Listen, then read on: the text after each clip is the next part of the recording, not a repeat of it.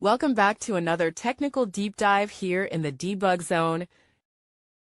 Today we're tackling a big question and breaking it down with insights from other users. Hopefully this clears up some misconceptions and helps you get the answer you need.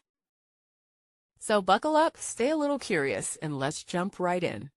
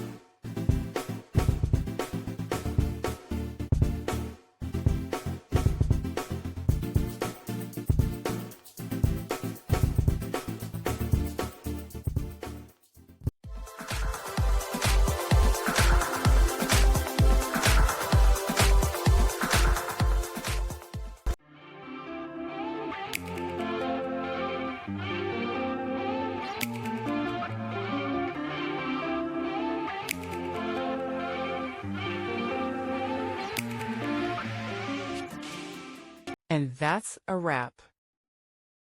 I hope you found the answer you were looking for. If you did, take a second to hit that subscribe button. It really helps out. And let me know in the comments which solution worked best for you. See you next time in the debug zone.